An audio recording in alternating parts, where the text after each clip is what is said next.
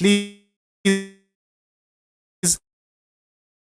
forgive me. I haven't been publishing. It's because of some busy schedules which have, and I just need to update the people of Zimbabwe about certain issues here and there, so that we talk about important the protests which are being planned for the August summit, which is supposed to be held here in Harare by the SADC. So we are taking a look on what is happening right there, and let us hear what ZANU-PF had to say before we give a commentary about it. Well, the opposition has always been like this whenever we have a program, whether it's local or on the international stage. They always try to come up with certain activities which malign and bring disrepute to our country. It is quite sad that we find amongst ourselves people who would rather make a caricature of this country instead of uplifting our image, instead of inviting people and showing what is beautiful about our country. So this is the sad part of the toxicity which pervades our body politic. But unfortunately for these people in the opposition, the country has moved on from these toxic politics. We've had this toxicity since 2000 with the inception of the MDC, and it continues in various names and under various formats, but it remains the same. So as ZANU-PF was simply saying, any toxicity will not be tolerated. Any attempts to subvert the law will not be tolerated. Any attempts to malign the good image of this country and its populace will not be tolerated. It is high time we start celebrating ourselves. It is high time we start marketing our country. It is high time we start enjoying a good reputation amongst other peers in the world, instead of being the ones who bring disrepute to ourselves. So those that are saying that they'll be in the streets, we will meet them in the streets. If they're going to be in the streets unlawfully, then they will see what the law is about. No one is above the law. The laws of the land are sacrosanct, and no one can subvert the laws of this land. On that is something that is cast in stone. The laws of this land can never be subverted by anyone at any given time. So this is something very important. If you take a look on what's happening right now in the nation Zimbabwe, everybody, according to the constitution, is entitled to protest. According to section 59 of the constitution, it clearly gives only one condition, that you should do it peacefully. It does not ask anybody to ask for any permission from anybody. But remember, the law which they've enacted this time around, they've brought what is called MOPA, and MOPA is there to make sure that they stop legally.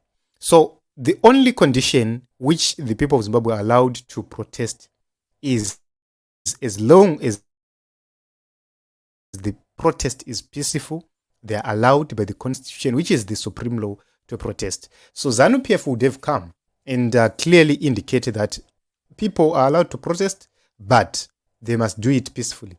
That is what they would have said. But if you take a look on what they're saying, they're basing their argument on MOPA, and this is an issue of trying to silence every voice or anybody who will say, no, let us try to protest, let us try to register our grievances.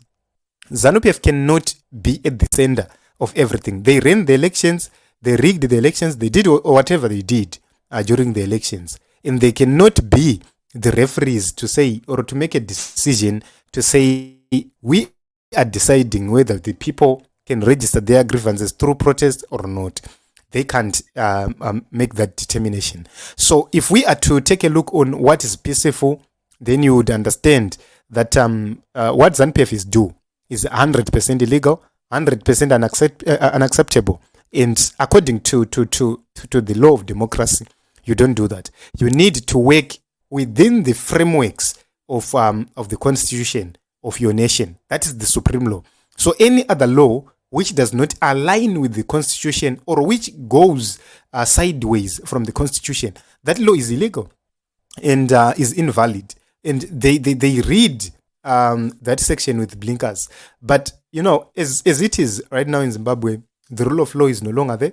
The constitution is no longer followed. So we are not surprised to hear ZANU-PF people coming with a position to say, we are going to deal with the people who will be protesting. It's a sad situation. But we'll wait to see what is going to happen, because according to MOPA, the people need to go and apply, and the police will need to give permission for those protests to happen. So it depends on the police. If the police was not captured, if the police was working according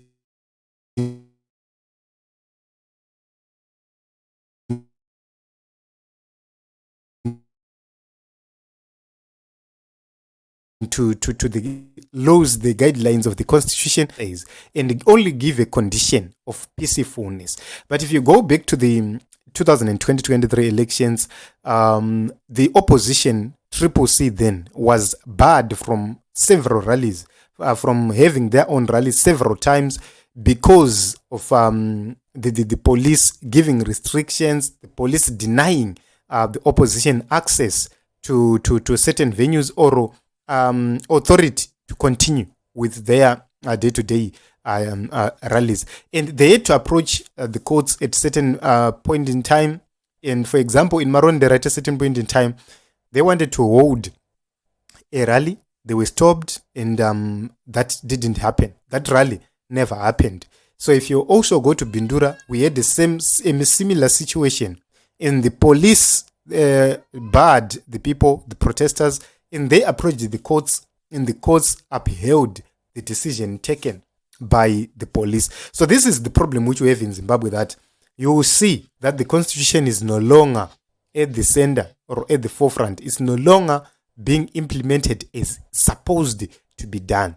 That is one of the biggest problems which we have at this point in time. But let me tell the people of Zimbabwe this. The issue about changes in Zimbabwe is not about protests. It's not about anything else. It's not about SADC. It's about time. The time is coming. When the time is right, everything will happen